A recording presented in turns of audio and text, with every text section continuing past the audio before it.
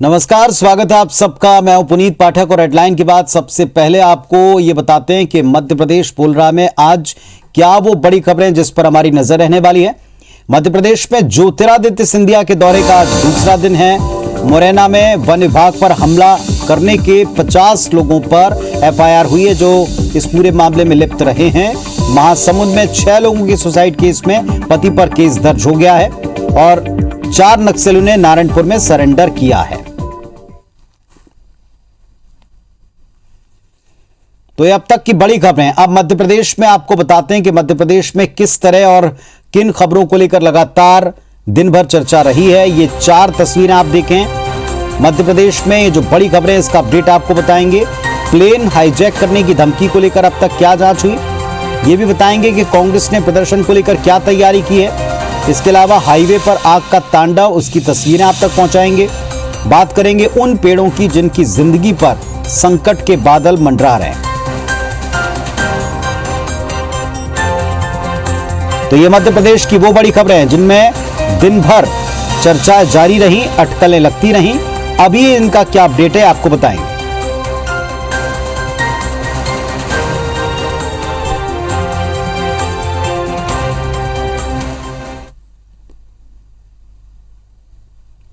तो बोल रहा है मध्य प्रदेश में। अब मध्य प्रदेश की दिन भर की बड़ी खबरें विस्तार से आपको दिखाते हैं। सिंधिया के मध्य प्रदेश दौरे का दूसरा दिन और इस पर भी सियासत गरमाई रही। सिंधिया के दौरे पर उनके समर्थकों को एडजस्ट कराने की कवायद साफ तौर पर नजर आई। हालांकि बीजेपी नेताओं से मेल मिलाप को सामान्य शिष्टाचार भेंटी बताया जा रहा है, लेकिन कांग्रेस ने एक बार फिर करारा तंज कसा है।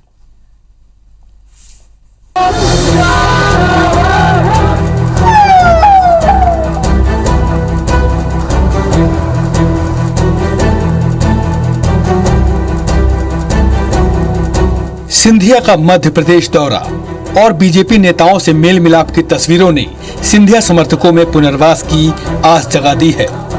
सिंधिया चाहते हैं कि उनके समर्थकों का इंतजार खत्म हो और जल्द उनकी संगठन और सरकार में भागीदारी सुनिश्चित की जाए।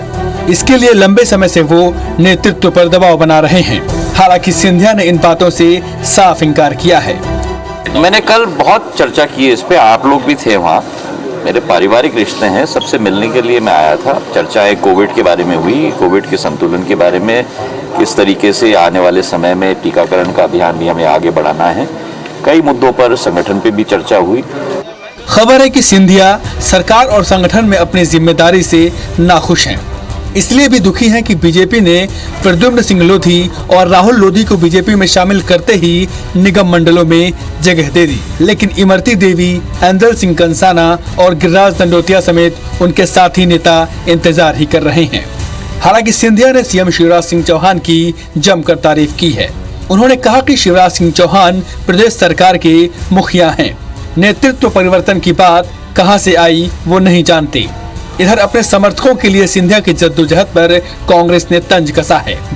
नेतृत्व परिवर्तन की चर्चाएं कहाँ से चल रही है मुझे नहीं मालूम, लेकिन मैं एक सौजन्य भेंट और कोविड के विषय पर और संगठन के विषय पर चर्चा करने के लिए भोपाल में मैं गया था। अभी तक तो मैं समझता हूँ कि उनकी फाइलों को उन्होंने फाइल कर दिया है, उस पर कोई एक्शन लिया नहीं है। वो आए थे जोर शोर से, लेकिन मैं समझता हूँ खाना वाना खिला के लंच डिनर करके उनको अभी तो उन्होंने शांत कर दिया है। उनके मंत्रियों के घोटाले होंगे जो छुपाने के लिए गए होंगे मंत्रियों के पास, मुख्यमंत्री के पास, वीडी शर्मा जी के पास, कि साहब हमारे मंत्रियों की पुरानी आदत है पैसा वैसा खाने की, अभी फंस जाए तो बचा लेना, और काहे के लिए गए हो। निगम मंडल के अध्यक्ष, उपाध्यक्ष, सदस्य, डायरेक्टर बनाने का अधिकार माननीय मुख्यमंत्री शिवराज सिंह चौहान जी को है। ज्योतिरादित्य सिंधिया जी के साथ कांग्रेस से आए मित्रों का स्थान और सम्मान देने का काम भारतीय जनता पार्टी ने सरकार और संगठन में किया है। दरअसल सिंधिया चाहते हैं कि उनके केंद्रीय मंत्री बनने से पहले समर्थकों की ताजपोशी हो जाए। ऐसा न होने पर समर्थकों में गलत संदेश जाने का खतरा है। ग्वालियर से नासिर गौरी के साथ Sudhir Dandotiya, IBC 24 Gwalior. Petrol diesel के बढ़ते दाम के खिलाफ कांग्रेस देश भर में 11 जून से पेट्रोल पंपों के सामने विरोध प्रदर्शन करेगी। मध्य प्रदेश के साथ साथ कई राज्यों में पेट्रोल डीजल के दाम 100 रुपए के पार पहुंच चुके हैं। मई में 17 बार पेट्रोल के दाम बढ़े, जून में कीमत का बढ़ना लगातार जारी रहा। कांग्रेस विधायक पीसी शर्मा ने कहा कि शुक्रवार को पूरे प्रदेश में कांग्रेस पार्टी पेट्रोल पंप के सामने मोदी सरकार के खिलाफ अपनी आवाज बुलंद करेंगे। सोनिया जी के आदेश पे, हमारी कांग्रेस के अध्यक्ष पे, हम लोग भी कल डीजल पेट्रोल पंपों में धरना देंगे और जनता को बताएंगे कि वो पार्टी भारतीय जनता पार्टी है, उनके प्रधानमंत्री नरेंद्र मोदी, जिन्होंने कहा था कि हम 30-35 रुपये में डीजल पेट्रोल और 300 रुपये में रसोई गैस देंगे। आज वो शतक पार कर चुकी है, 100 रुपये से ऊपर जा चुका है डीजल पेट्रोल का रेट। मध्य प्रदेश में अब नर्सिंग स्टाफ ने अपनी 8 सूत्री मांग को लेकर आंदोलन की शुरुआत की। प्रदेश में सांकेतिक प्रदर्शन के तौर पर सभी नर्सों ने ब्लैक रिबन बांधकर अपना विरोध दर्शाया। इंदौर, जबलपुर में प्रदर्शन कर रहे नर्सिंग स्टाफ ने भी काली पट्टी बांधकर अपनी मांगों को लेकर मुख्यमंत्री को पोस्ट कार्ड लिखे हैं। नर्सिंग एसोसिएशन का कहना है, कोरोना काल में हमने कठिन हालात में काम किया है। हमारी करीब 8 मांगे हैं जिनके बारे में सरकार को वक्त वक्त पर बता चुके हैं, लेकिन अब तक इस पर कोई सुनवाई नहीं हुई, इसलिए आज ये आंदोलन शुरू कर रहे हैं। नर्सेज एसोसिएशन ने चेतावनी दी कि अगर 24 जून तक सरकार ने इनकी मांगों को नहीं माना तो 25 जून से हड़ताल करेंगे। नर्सिंग एसोसिएशन नर्सों की पोस्ट का नाम बदलने, रात्रिकालीन भत्ता देने और सेकंड ग्रेड पे समेत 8 मांगों को लेकर आंदोलन कर रहे हैं।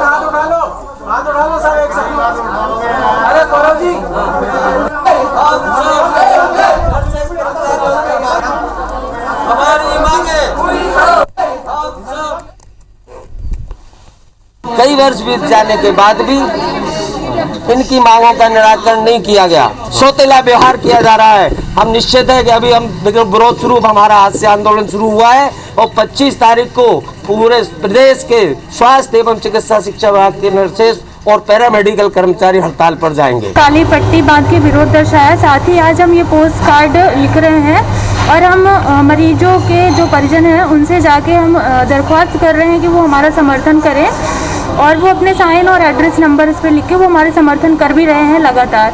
आज हम जो जिस हक के लिए खड़े हैं वो हमारा कोई इनाम नहीं है, वो हमारा हक है जो हम माननीय शासन प्रशासन और माननीय मंत्री जी से और माननीय मामा जी से मांग रहे हैं। हमारी ये सारी जो मांगे हैं जल्द से जल्द अगर उन्होंने पूरा नहीं किया तो इस विरोध सप्ताह तक अगर उन्होंने हमें बैठक के लिए नहीं बुलाया, बहुत ही जल्द प्रदेश आह्वान पर अनिश्चितकालीन हड़ताल के तहत मध्य प्रदेश के 6 मेडिकल कॉलेज बंद होंगे।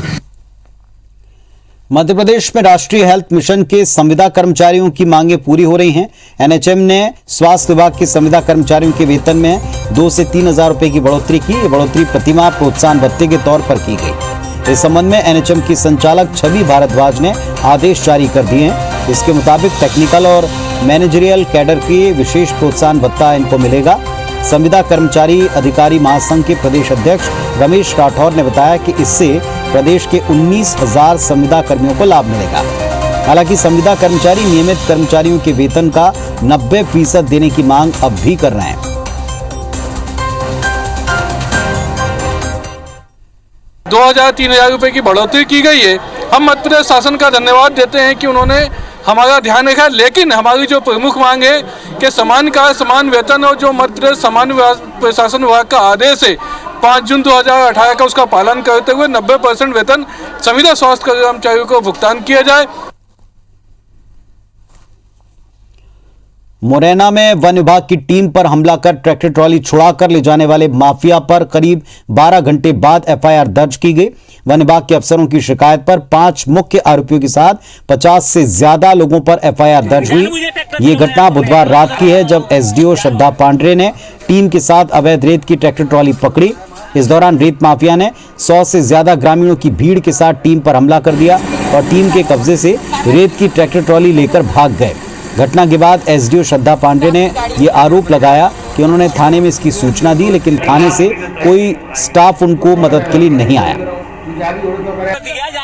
उन्होंने पूरी प्लानिंग से रास्ता रोक लिया और रास्ता रोक कर पूरे गांव के लोग एक माफिया को बचाने के लिए 100 से 150 माफिया पूरे पत्थर लेकर, डंडे लेकर, बड़े बड़े डंडे पत्थर लेकर हमारे ऊपर पूरी बुरी तरह से हावी हो गए। थाना कोतवाली में प्रकरण पंजीबद्ध करके इसकी विवेचना की जा रही है। 7-8 लोग नामजद मुलजिम हैं। बाकी जो वीडियो क्लिप्स हैं उसमें और भी लोग दिखाई दे रहे हैं। इस संबंध में जो है कार्रवाई की जा रही है। मैं मुख्यमंत्री जी से भी बात करूंगा, प्रशासन से भी बात करूंगा, जल्द से जल्द तहकीकात होगी, क्योंकि अवैध उत्खनन के खिलाफ मेरा झंडा सदैव बरकरार रहा है। जब तक सरकार का समर्थन नहीं हो, बीजेपी नेता या मंत्री का समर्थन नहीं हो, कोई इतनी हिम्मत नहीं कर सकता कि भरी हुई ट्रालियां बंदूक और गोलियां लेके चला के और लेकर जाएं। मध्य प्रदेश का कोरोना अपडेट आपको दे दें। प्रदेश में आज 420 कोरोना के नए संक्रमित पाए गए। 24 घंटे में 34 मरीजों की मौत हुई है। आज 1132 मरीज डिस्चार्ज किए गए हैं और अब प्रदेश में एक्टिव मरीजों की संख्या 6325 है। मध्य प्रदेश में अब तक 7,87,175 संक्रमित हुए हैं और 8,475 मरीजों की मृत्यु संक्रमण की वजह से हुई। 7,72,375 मरीज अब तक संक्रमण से जीते हैं, स्वस्थ हुए हैं। जबलपुर हाईकोर्ट ने आज कोरोना को लेकर स्वतः संज्ञान याचिका समेत 14 जनहित याचिकाओं पर सुनवाई की है। हाईकोर्ट ने प्रदेश में निजी अस्पताल में इलाज की दरें, सरकारी अस्पताल में सिटी स्कैन मशीन की सुविधा, वेंटिलेटर्स के इस्तेमाल और कोरोना की तीसरी लहर के मद्देनजर सरकारी तैयारी के तमाम बिंदुओं पर विस्तृत सुनवाई की। इस दौरान खुलासा हुआ कि 204 वेंटिलेटर सरकारी अस्पताल के स्टोर रूम में बंद पड़े थे, जिन्हें बैकअप व्यवस्था बताकर इस्तेमाल ही नहीं किया। इसको लेकर हाईकोर्ट ने राज्य सरकार से स्पष्टीकरण मांगा। सुनवाई के दौरान महाराष्ट्र की तर्ज पर मध्य प्रदेश में भी निजी अस्पतालों के बिल के ऑडिट की मांग हुई। वहीं निजी अस्पतालों में सरकार की ओर से तय दर से ज्यादा वसूली को लेकर हाईकोर्ट ने सरकार से जवाब मांगा है। कोरोना की तीसरी लहर के मद्देनजर तैयारियों पर कोर्ट ने जवाब मांगा है। अगली सुनवाई 21 जून को है। सरकार की एक्शन टेकन रिपोर्ट है, इस पर जो सुझाव और आपत्तियां पेश करी गई हैं अमिकस क्यूरी की हैसियत से, आज हाईकोर्ट ने सरकार को उस पर अपना जवाब और स्पष्टीकरण देने के लिए समय दिया है और अगली सुनवाई 10 दिन बाद होगी। नकली रेमडेसिविर इंजेक्शन केस में जेल में बंद जबलपुर सिटी अस्पताल के डायरेक्टर सरबजीत सिंह मोखा की सिटी इन होटल का गोरख धंधे में इस्तेमाल किया गया। इस बात का प्रमाण मिलने के बाद एसआईटी ने देर रात होटल में छापा मारा। यहां सीसीटीवी कैमरों के साथ साथ होटल के रिकॉर्ड्स को खंगाला गया। एसआईटी को अस्पताल के कई कर्मचारियों के होटल में ठहरने के सबूत मिले।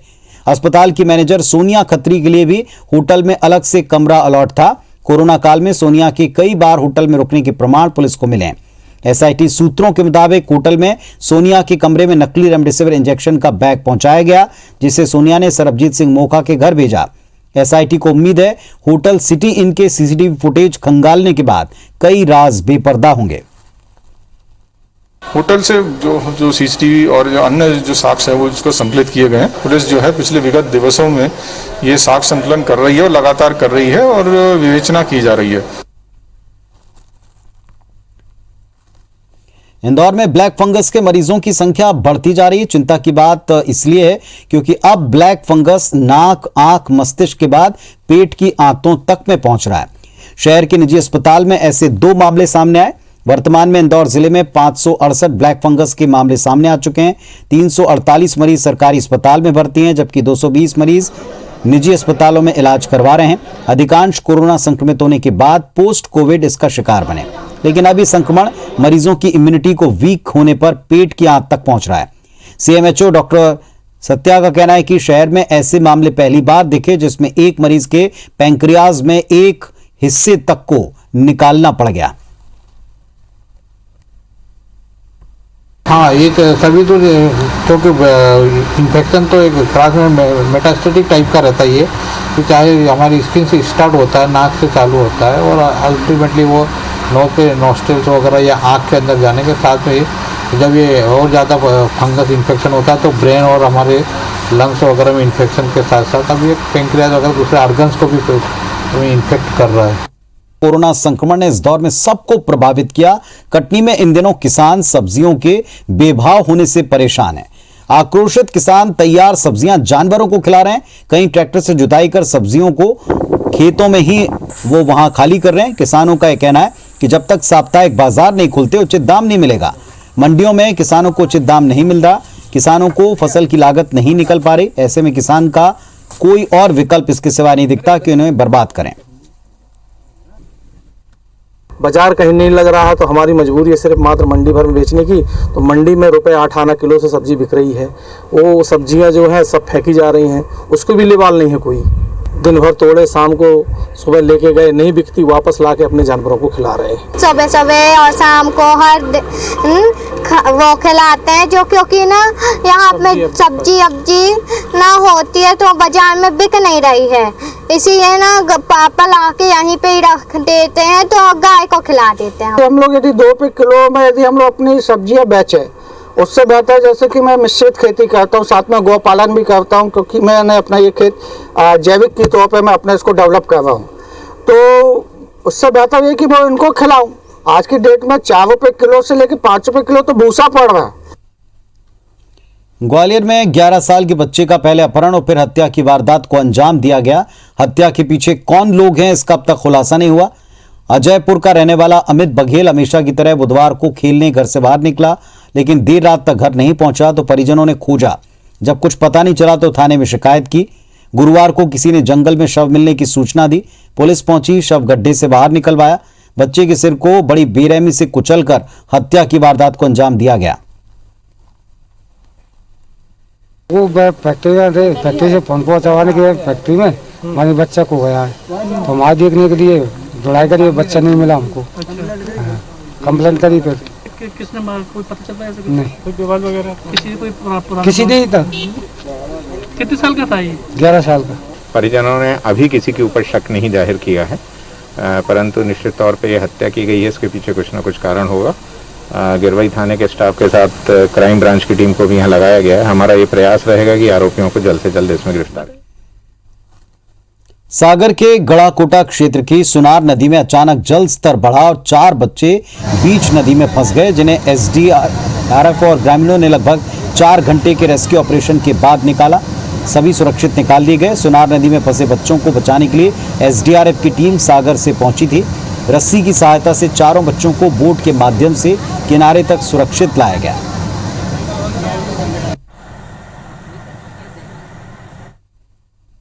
भोपाल के राजा भोज एयरपोर्ट और इंदौर के देवी अहिल्याबाई एयरपोर्ट से प्लेन हाईजैक धमकी मामले में पुलिस की गुत्थी उलझ गई है। पुलिस को साइबर और क्राइम ब्रांच की मदद लेनी पड़ रही है। एटीएस और एसटीएफ अपने अपने स्तर पर पड़ताल कर रहे हैं। दरअसल 2 दिन पहले पुलिस की तफ्तीश में सामने आया कि हवाले के पैसे के लेन देन या फिर किसी से दुश्मनी निकालने के लिए प्रॉक्सी कॉल का इस्तेमाल हुआ। आईपी एड्रेस इंडोनेशिया का मिला, लिहाजा साइबर सेल की तफ्तीश शुरू हो गई। पुलिस ने 4 मोबाइल जब्त किए। उज्जवल जैन को पूछताछ के बाद छोड़ा गया। प्रॉक्सी कॉल में जिस मोबाइल नंबर का इस्तेमाल किया वो नंबर शाहजहांपुर के काला पीपल के उज्जवल जैन का था, जिसे पूछताछ के बाद पुलिस ने अब छोड़ दिया है।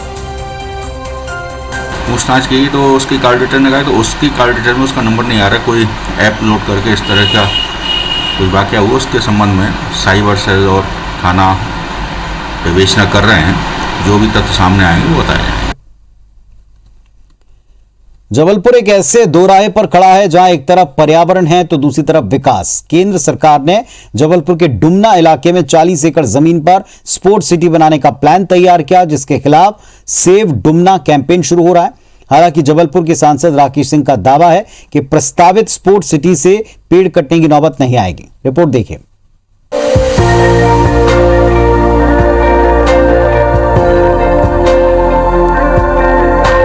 ये हरियाली, ये आंखों को सुकून देने वाले नजारे, ये जबलपुर के डुमना इलाके का है।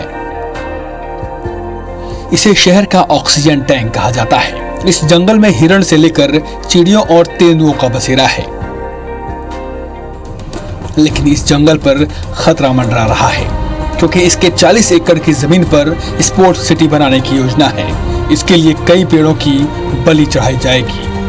ऐसे में यहाँ के पर्यावरण प्रेमी बेहद परेशान हैं और इसे बचाने के लिए अभियान शुरू कर दिया है। सेव डुमना कैंपेन ट्विटर पर भी ट्रेंड कर रहा है। इनकी मांग है कि स्पोर्ट्स सिटी को शहर में कहीं दूसरी जगह शिफ्ट किया जाए।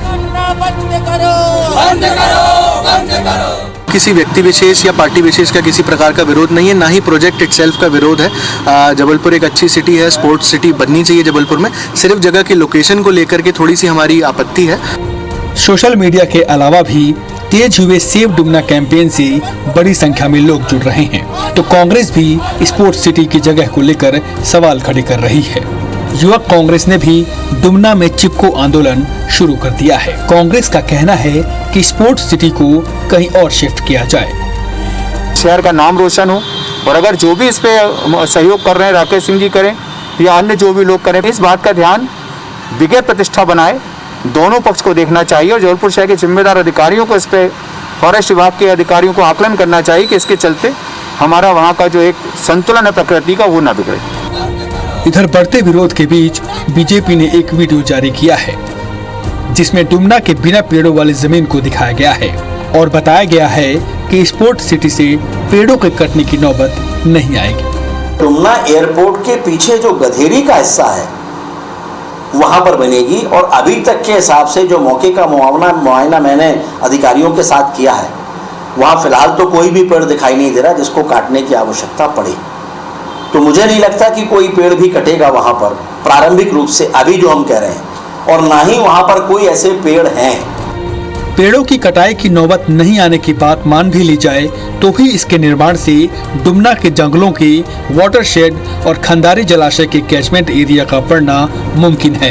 यही वजह है कि जबलपुर को पर्यावरण और विकास की दोराहे पर माना जा रहा है, जिसमें बीच का रास्ता कैसे निकलेगा ये आने वाला वक्त ही बताएगा।